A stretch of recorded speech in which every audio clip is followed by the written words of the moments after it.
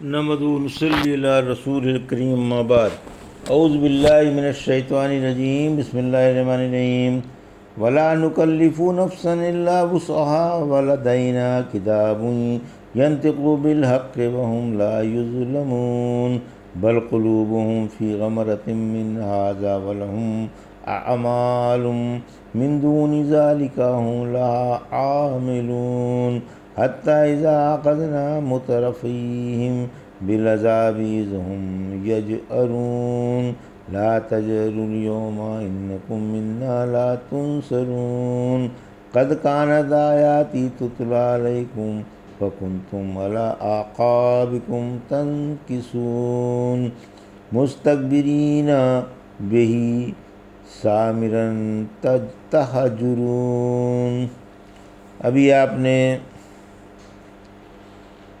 سورہ مومنون کی آیت 62 سے 67 کی تلاوت سماعت فرمائی۔ ان آیتوں کا ترجمہ اور تفسیر اس طرح ہے: ولا نکلف نفسا الا وسعها ولدینا کتاب ینطق بالحق وهم لا یظلمون۔ آیت 62: بل قلوبهم فی غمرة من هذا ولهم اعمال من دون ذلك هم لها عاملون۔ آیت 63: حتی اذا اخذنا مترفیہم بالعذاب اذا هم یجأرون۔ آیت 64: لا تجأروا اليوم انکم منا لا تنصرون۔ آیت 65: قد كانت آیاتی تتلی علیکم فکنتم علی اعقابکم تنکصون۔ آیت 66: مستکبرین بہ سامرا تہجرون۔ آیت 67۔ ترجمہ: ہم ہر شخص کو اس کی طاقت کے مطابق ہی مکلف کرتے ہیں، اور ہمارے پاس کتاب ہے جو سچی بات بتا دے گی اور ان پر ظلم نہیں کیا جائے گا، بلکہ ان کے دل اس طرف سے بے ہوشی میں ہیں، اور اس کے علاوہ اور بھی عمل ہیں جن کو یہ کرتے ہیں۔ آخرکار جب ہم ان کے خوشحالوں کو عذاب میں پکڑ لیں گے تو وہ گریہ وزاری کرنے لگیں گے۔ آج مت گریہ وزاری کرو، یقیناً تم ہمارے عذاب سے بچائے نہ جاؤ گے۔ ہماری آیتیں تمہارے سامنے پڑھی جاتی تھیں، لیکن تم اپنی نخوت سے اکڑتے ہوئے، قصہ گوئی کرتے ہوئے، بیہودہ بکواس کرتے ہوئے اور اپنے ایڑیوں پر الٹے بھاگا کرتے تھے۔ یہ تھا ترجمہ سورہ مومنون کی آیت 62 سے 67 کا تفسیر۔ آیت 62: اللہ کے عدل کا بیان۔ اللہ کے عدل کا بیان ہے کہ اس نے بندوں کے لیے دنیا میں جو شریعت مقرر فرمائی ہے وہ نہایت آسان ہے، کیونکہ اس کے عدل کا یہی تقاضا ہے کہ انسان کو ان کے عملوں کی تکلیف دی جائے جو اس کی طاقت کے اندر ہوں، اور وہ برداشت کر سکیں اور عمل کر سکیں۔ پھر قیامت کے دن اس کے تمام عملوں کا حساب لیا جائے گا جو ایک لکھی ہوئی کتاب میں مندرج ہیں، جس میں کسی عمل کو بھی لکھے بغیر نہیں چھوڑا گیا ہے۔ جو سچی سچی باتیں بتاتی ہے اسی کے مطابق اسے سزا یا جزا دی جائے گی۔ کسی پر ظلم نہیں کیا جائے گا کہ کوئی نیکی گھٹا دی جائے، البتہ اللہ بندوں کی اکثر برائیوں کو معاف فرما دیتا ہے اور ان سے درگزر فرما لیتا ہے۔ آیت 63: کافر قرآن سے غافل اور شرک پر مگن ہیں۔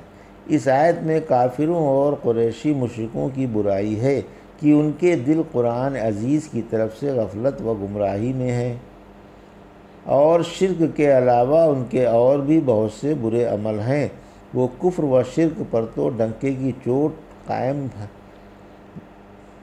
ہیں، کھلم کھلا اس کا ارتکاب کر رہے ہیں، اور شرک کے بغیر انہیں چین ہی نہیں آتا۔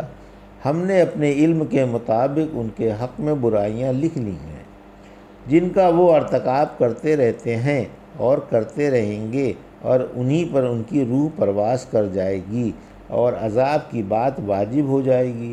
پہلے ابن مسعود والی حدیث بیان ہو چکی ہے کہ اللہ کی قسم انسان جنت والوں کے سے عمل کرتا رہتا ہے یہاں تک کہ اس کے اور جنت کے درمیان ہاتھ بھر کا فاصلہ رہ جاتا ہے۔ پھر اللہ کی تحریر تقدیر غالب آتی ہے اور وہ دوزخ والوں کے سے عمل کرتا کرتا دنیا سے رخصت ہو جاتا ہے اور اس میں جا پہنچتا ہے۔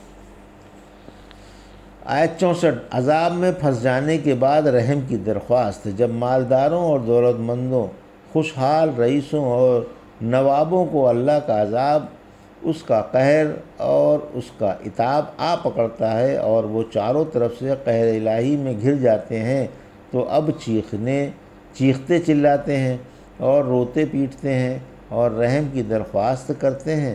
سورہ مزمل کی آیت 11 اور 12 میں فرمایا، آپ مجھے اور جھٹلانے والی نعمتوں والوں کو چھوڑ دیں اور انہیں تھوڑی سی اور مہلت دے دیں، یقیناً ہمارے پاس بیڑیاں اور جہنم ہے اور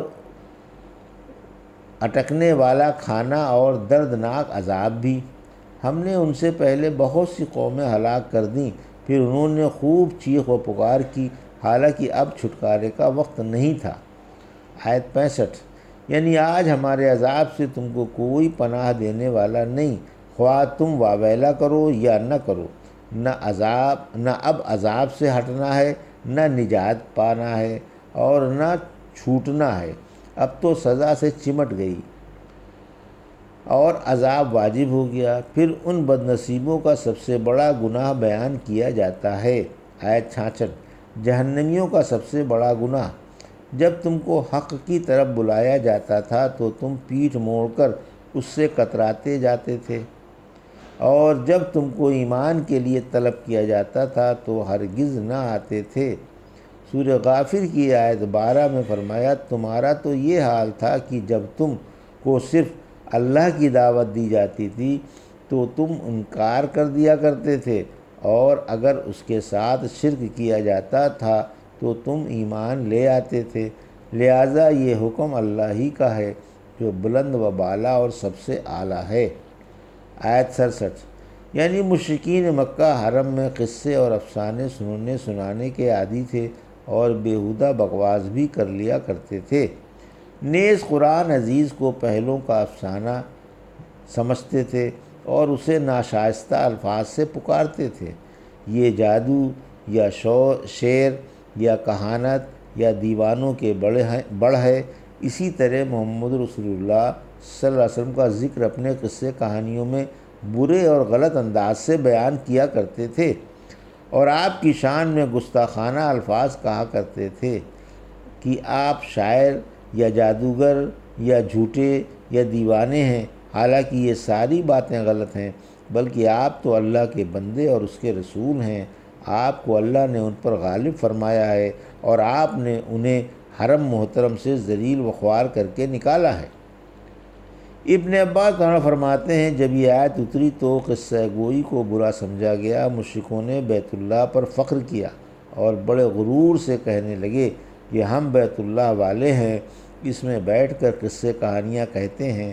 یہی ان کا شغل تھا کہ بیت اللہ میں آ کر بجائے عبادت کرنے کے قصے کہانیاں سنتے سناتے اور اسے عبادت و ذکر اللہ سے آباد نہ کرتے تھے۔ یہ تھا سورہ مومنون کی آیت 62 سے 67 کا ترجمہ اور تفسیر جو بھی آپ نے سماعت فرمائی۔ بارک اللہ لی و لکم فی القرآن الحکیم و نفعنی وایاکم بآیات الذکر الحکیم۔